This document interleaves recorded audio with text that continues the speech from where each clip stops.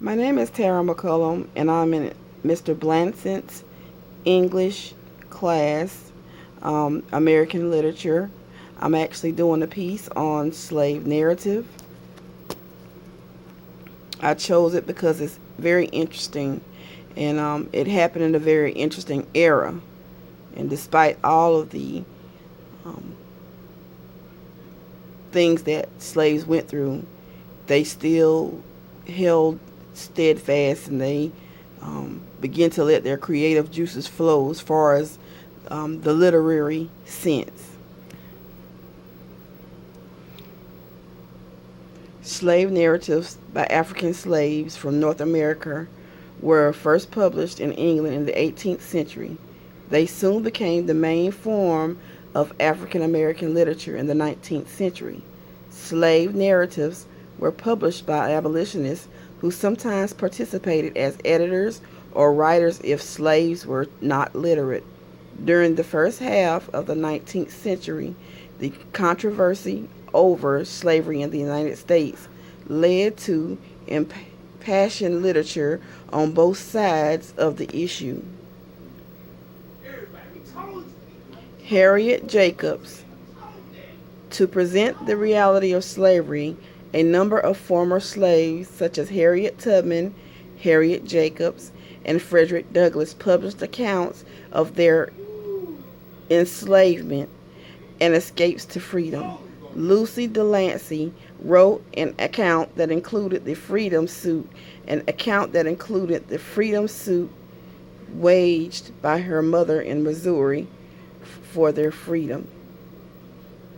Eventually, some 6,000 former slaves from North America and the Caribbean wrote an account of their lives, with about 150 of these published as separate books or pamphlets.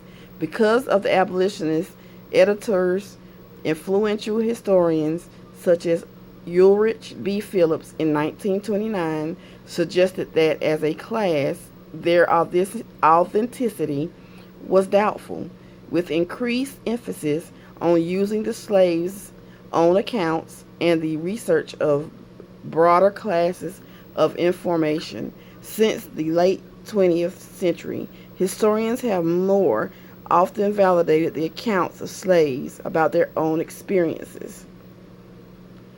The slave narratives can be broadly categorized into three distinct forms: tales of religion, redemption, tales to inspire the abolitionist struggle, and tales of progress. The tales written to inspire the abolitionist struggle are the most famous because they tend to have a strong autobiographical motive, which, as Frederick Douglass's autobiographies, and indicate incidents in the life of a slave girl by Harriet Jacobs in 1861. Frederick Douglass was born Frederick Augustus Washington Bailey. He was born into slavery on the eastern shore of the Chesapeake Bay in Talbot County, Maryland. The plantation was between Hillsborough and Cordova. His birthplace was likely his grandmother's shack east of Tapper's Corner.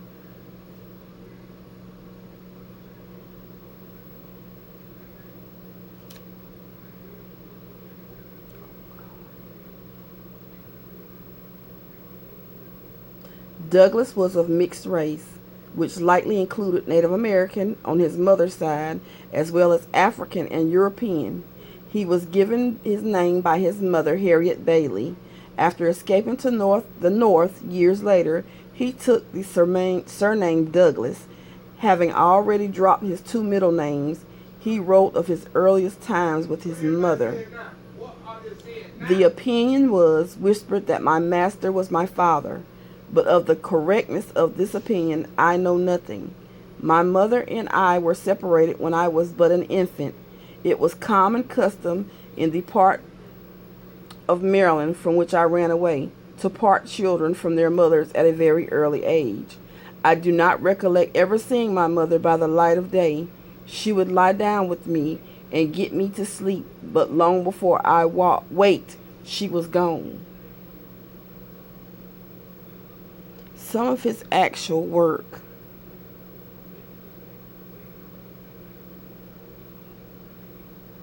Was very interesting.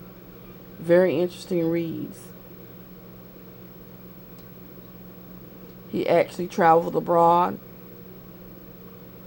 He dealt with women's rights. He believed in women's rights. He fought for rights.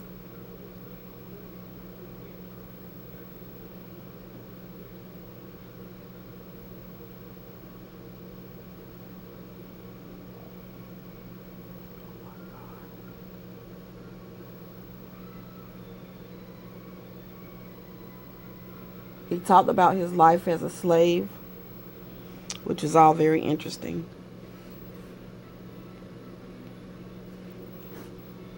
From the 1770s to the 1820s, the slave narratives generally gave an account of a spiritual journey leading to Christian redemption. The authors usually characterized themselves as Africans rather than slaves, as most were born in Africa. Examples include the interesting narratives and the life of Olaudah Equiano or Gustavus Vassa, the African by Olaudah Equiano, London in 1789.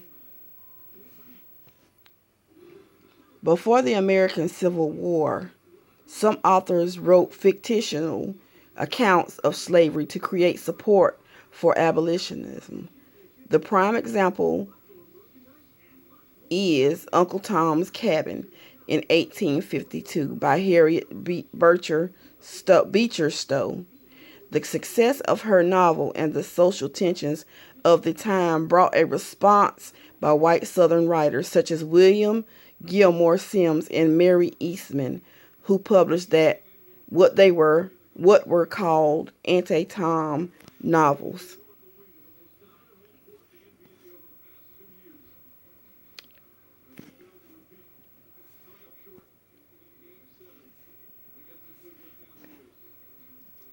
The slave narrative is a type of literary work that is made up of the written accounts of enslaved Africans in Great Britain and its colonies, including the later United States, Canada, and Caribbean nations.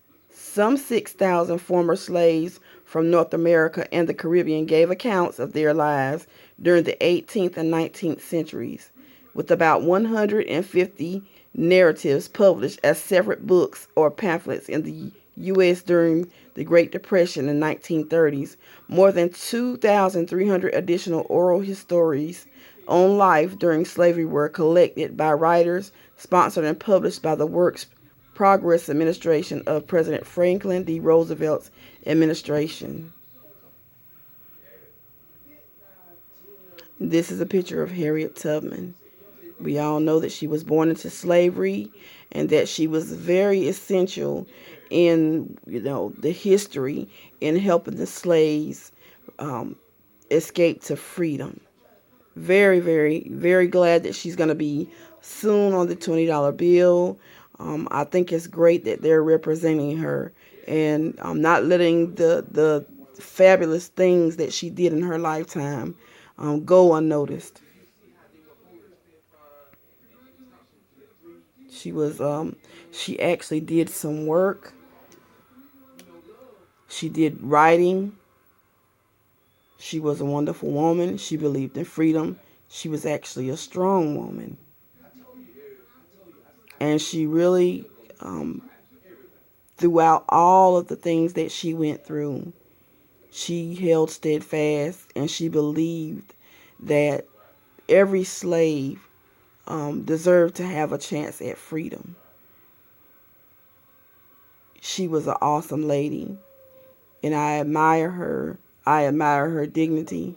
I admire her strength, and I admire her tenacity to withhold and withstand and to keep it together while she was doing something as amazing and dangerous at the same time. But she was just a wonderful woman. She did great things. Great things. My citations, all the information that I had, I found on wikipedia.org, Frederick Douglass, wikipedia.org, and all the information that I've shared with you all on today. I hope that you have enjoyed my presentation. I'm a little nervous, so my voice is not, the best.